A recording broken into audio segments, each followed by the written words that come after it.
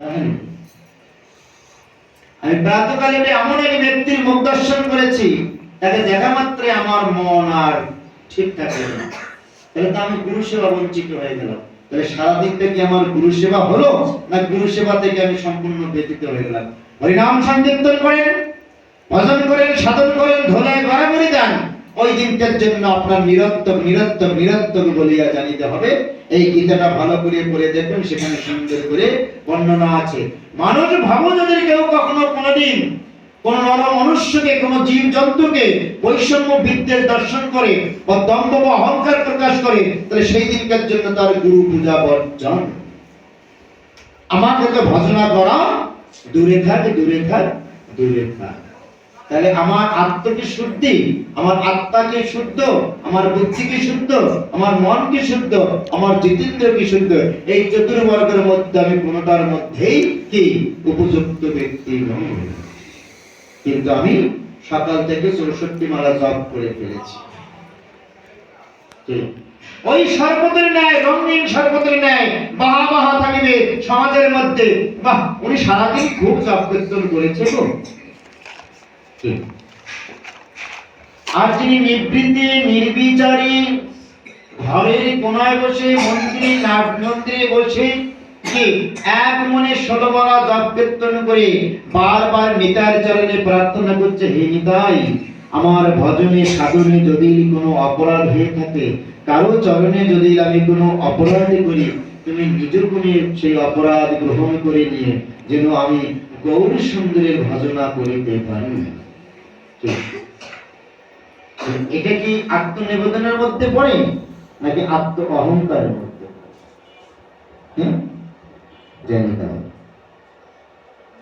আমরা ব্রজ বৃন্দাবনের লীলা শ্রবণ করার জন্য আহামরিয়া হয়ে উঠছি।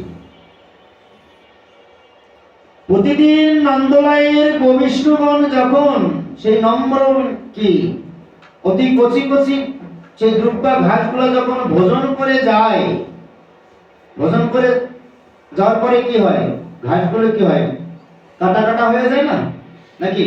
হ্যাঁ, কাটা কাটা হয়ে যায়। গৃহের সকল কার্যক্রম সমাপন করে ব্রজবৃন্দাবনের গোপীগণ সমগ্র বৃন্দাবন নয়, যে পথে নিত্যদিন আমার প্রাণের গোবিন্দ প্রাণের কানাই ওই কি বটে যাবে গোবিষ্ণুদেরকে নিয়ে, সেই পথটা পরিষ্কার করে দেয়। একটা যেন দুর্ভাগ্য না থাকে আমার প্রাণের প্রাণনাথের জন্য, সেই কি কমল পদচরণের জন্য সেই দুর্ভাঘাস না কি ভেঙে যায়। তখন এটা দৃশ্য দেখার পরে এখন একজন জিজ্ঞাসা করছে, তোমরা রমণীগণ এত রাত্রে এগুলো কি করছো? যে আমাদের প্রাণের গোবিন্দের জন্য আমরা এই কাজ করছি।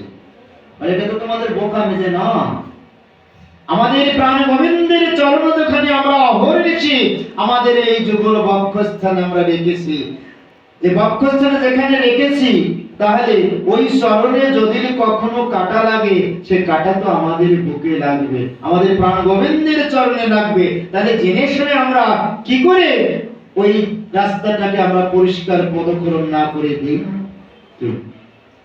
ওই ভক্তি আমার মধ্যে কি আছে? আমি তো আমার বাহিরের শত্রুকে দমন করতে পারিনি।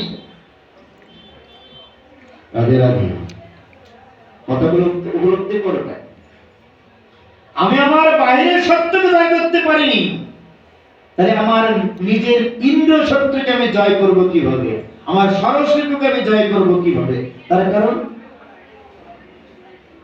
বাইরের শত্রু জয় হলে তো আমার ভেতর আনন্দ বাড়বে, আমার ভেতর আত্মনিবেদন বাড়বে, আমার ভেতর উল্লাস বাড়বে। কি তখন আমার ভেতর সাধু সঙ্গের মাধ্যমে আমি মহিমা হরিনাম সংকীর্তন করতে পারবো, হরিনাম সংকীর্তনের মাধ্যমে আমি সেই ভাগবত ছন্দ করতে পারবো, মথুরা বাস করতে পারবো। তবে তো আমি নিতাই গৌরকে যদি কিছু আত্মনিবেদন করি নৈবেদ্য, তবে তিনি সেটি নিজ গুণে গ্রহণ করে নেবেন। আমি তো সাধু সঙ্গের ব্যক্তি হতে পারলাম না। কথায় কথাতে বলি কি সাধু সঙ্গ সাধু সঙ্গ সর্ব শাস্ত্রে কয়, হ্যাঁ, লভ্য মাত্র কি সাধু সঙ্গে কি হয় সর্বসিদ্ধি। মা তাই তো তুমি হয়, তাহলে আমার সিদ্ধিটা হচ্ছে না কেন? আমার কি সিদ্ধি? জাতির অহংকার, মহত্বের অহংকার, মোহের অহংকার, দম্ভের অহংকার, বৈষম্যের অহংকার, কই আমার তো এগুলো যাচ্ছে না। হ্যাঁ,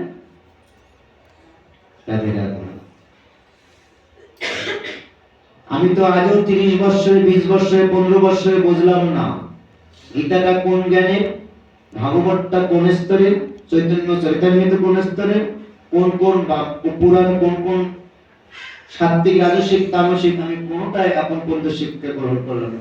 তার জন্য তো আমার কি তাল খিচুড়ি লাগবে। আচ্ছা মা, একটা উদাহরণ দিচ্ছি, যে আর এক বৃন্দাবন আর একটা কথা বলছি। আপনি খুব যোগাযোগ করে মন্ত্রণালয় পর্যন্ত গেলেন, মা মন্ত্রণালয়, সেখানে যে আমরা কি চাবো? গাছের লাউ চাবো, মিষ্টি কুমড়া চাবো, বেগুন চাবো, আলু চাবো? মন্ত্রণালয়ে একজন মিনিস্টারের সাথে দেখা করতে গেলে সেখানে কি চাবো? কি যে কোনো একটা উন্নত জিনিস চাবো নাকি? না লাউ কদু চাবো? হ্যাঁ, প্রাণ গোবিন্দের পরবর্তী, এবং আমি সাধু সঙ্গ করছি, ভগবত সঙ্গ করছি, হরিনাম সংকীর্তন করছি, ধুলায় গড়াগড়ি দিচ্ছি, এটা হচ্ছে একটা মিনিস্টার পদ, যে পদের নিচে কি উদ্যান, কোনো নিচে কোনো পদ নেই, নিচে যা আছে সব কামনা বাসনা চরিতার্থ পদ। তো সেখানে গিয়ে আমি কি লাউ কদু চাচ্ছি, তাহলে আমার কি ভজন সাধনে কি ব্যাঘাত, না উল্টা পাল্টা কোনটা? কথাটা খুব গভীরে চিন্তা করবেন।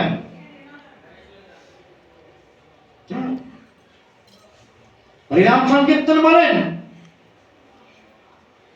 সাধু সঙ্গ বলেন, ভাগবত সঙ্গ বলেন, মথুরাবাস বলেন,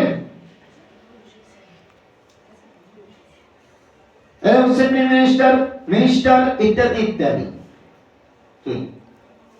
পাঁচটা স্তরে যদি বলা যায়, সেখানে তো লাউ কদু চাওয়া যায়। লাউ কদুটা কেন বলেছি? আমরা হে জগন্নাথ, জয় জগন্নাথ, জয় জগন্নাথ, জয় কৃষ্ণদেব বলছি, আর কি বলছি? আমার সন্তানকে তুমি একটা ভালো পরিবেশ করে দিও, আমার সংসারটার জন্য ভালো থাকে।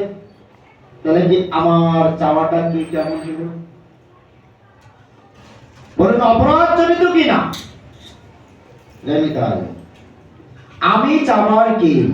আমি আজ আছি, কাল তো নাও থাকতে পারি। হ্যাঁ, আমি আজ আছি, কাল তো নাও থাকতে পারি। লক্ষ্মী দেবী একদিন কি করেছেন? রাধা রানীর সেই মূর্তি দর্শন করার পরে, তার মাধুর্য দর্শন করার পরে তিনি নিজের আত্মচেতনাকে হারিয়ে ফেলেছেন। আত্মচেতনা হারানোর পরে এখন কি করেছেন? উষ্ণ গরম দুধ রাধা রানীকে খাওয়াইয়ে দিয়েছেন। কি দুধ খাওয়াই দিয়েছেন? গরম দুধ। উনুন থেকে নামিয়ে তরি ঘড়ি করে তার রূপমাধুর্য দেখার পরে লক্ষ্মী দেবী যে একজন রূপবতী, ওই রাধারানীর রূপের কাছে উনি কিছুই না। সেই আত্ম উপলব্ধিতে কি করেছেন? গরম দুধ তিনি রাধারানীকে সেবা দিয়েছেন। যখনই সেবা দিয়েছেন, হ্যাঁ, রাধারানী তো রাধারানীর মতো চলে গিয়েছেন। কিছুক্ষণ পরে যখন অন্দরমহলে গিয়েছেন, যখন তিনি কি করবেন? তারকেশ্বর শ্রীকৃষ্ণকে সেবা দেবেন, দেখে যে তার সর্ব যুগল পা অতি দগ্ধ হয়ে গেছে। এখন লক্ষ্মী দেবী জিজ্ঞাসা করছে, এ তোমার কি করে হলো? আর এমন কি নির্মত্ত কাজ করলো যে তোমার পা দুটাকে ঝলসে দিয়েছে? লক্ষ্মী দেবী, তুমি অপরাধ করেছো, আবার কি অন্যকে কেন দোষারোপ করছো? কি বললো কথাটা? তুমি দোষ করেছো, অন্যকে কেন দোষারোপ করছো?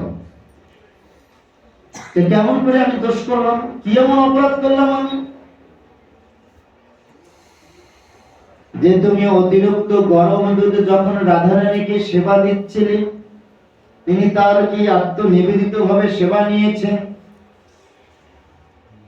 অহরি নিশ্চয় অনন্ত কোটি যুগ যুগান্তর আমার এই যুগল চরণ দুখানি সদা সর্বক্ষণ সেই রাধারানীর বক্ষস্থলে যুগল মূর্তি রূপে রয়ে যায়।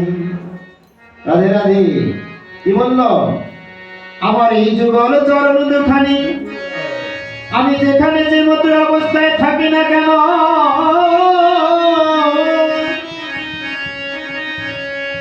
ওই রাধারানীর বক্ষস্থলে সদা সর্বক্ষণ স্থিতিমান থাকে। তাই তো তুমি যখন গরম দুধ পান করিয়েছ, সেই গরম দুধের ছেঁকা লেগে আমার চরম দুধনি ঝলসে গিয়েছে। এজন্য প্রাণ গোবিন্দকে যখন আমরা যেভাবে সেবা দেই না কেন, সাধুগুরু বৈষ্ণবের কখনো অতিরিক্ত গরম জিনিস কোনো নিবেদন করতে নেই। যদি অতিরিক্ত গরম জিনিস কখনো নিবেদন করি, ততক্ষণের জন্য গুরুদেবের চরণ শরণধ্বনি করে নিবেদন করি, গুরুর চরণ ঝলসে যাই। যে নিতাই গৌরের চরণ আত্মনিবেদন করে স্মরণ করি, নিতাই গৌরের চরণ ঝলসে যাবে। যদি রাধা মাধবের চরণ স্মরণ করি, নিবেদন করি, রাধা মাধবের চরণ স্মরণকে ঝলসে যাবে। এই জন্য যখন আমরা আত্মনিবেদন করে কোনো কিছু করবো, এমন কিছু কিছু শিক্ষা আছে যে শিক্ষাগুলোকে কখনো অ্যাভয়েড করা সম্ভব নয়। তাহলে দেখে ওই রাধারানীর প্রেমকান্তি হতে গেলে, সেই প্রেমময় হতে গেলে আমাকে কতটা আত্মবিনয়ী হতে হবে।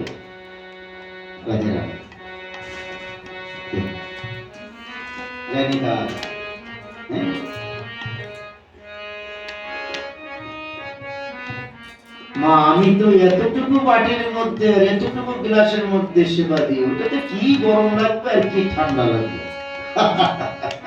কি নাকি? হ্যাঁ, সেই জন্য কেন বলছে বৈষ্ণব বন্দনা, তোমার হৃদয়ে সদা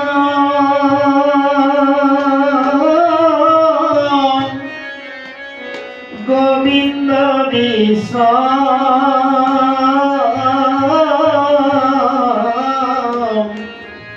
গোবিন্দ কহে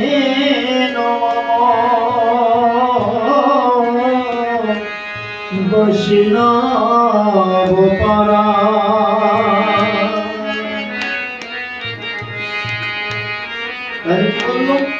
তোমার হৃদয়ে সদা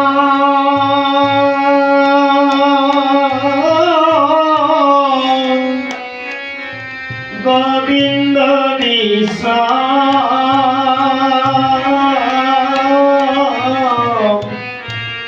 গোবিন্দ কহে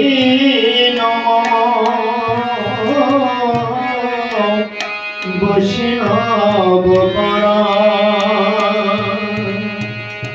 হরে কৃষ্ণ হরে কৃষ্ণ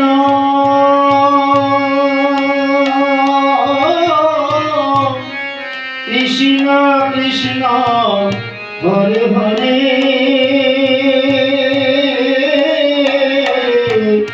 হরে রাম হরে রাম,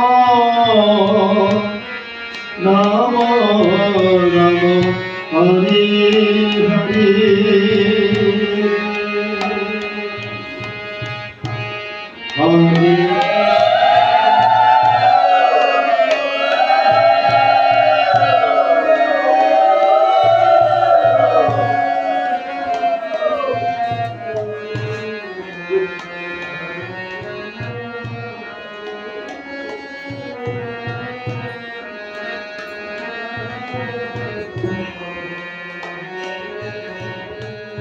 হরে কৃষ্ণ হরে কৃষ্ণ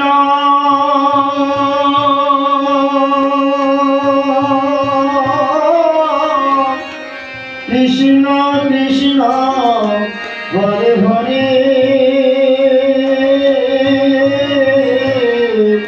হরে রাম হরে রাম, রাম রাম হরে হরে, হরে কৃষ্ণ হরে কৃষ্ণ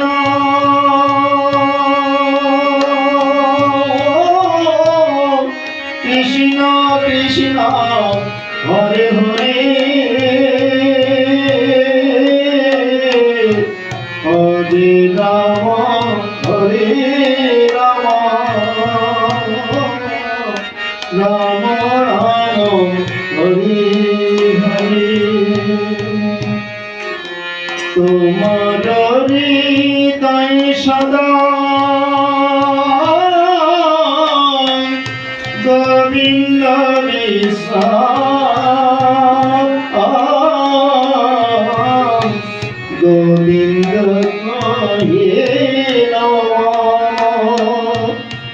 বৈষ্ণব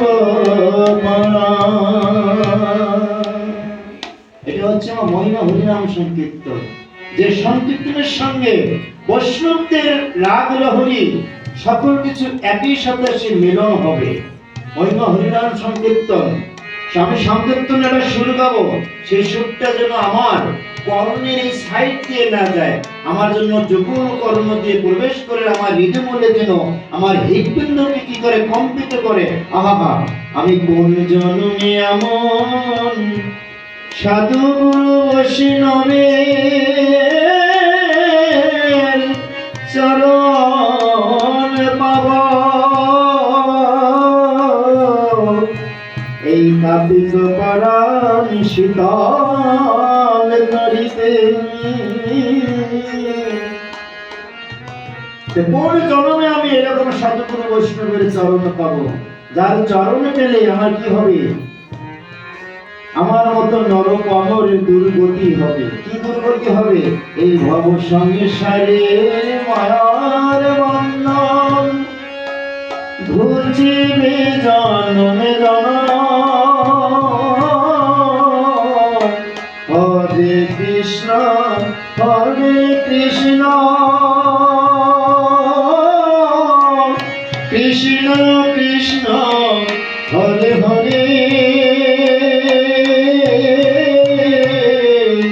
হরে রাম হরে রাম, রাম রাম হরে হরে। সবাই ধরুন, হরে কৃষ্ণ হরে কৃষ্ণ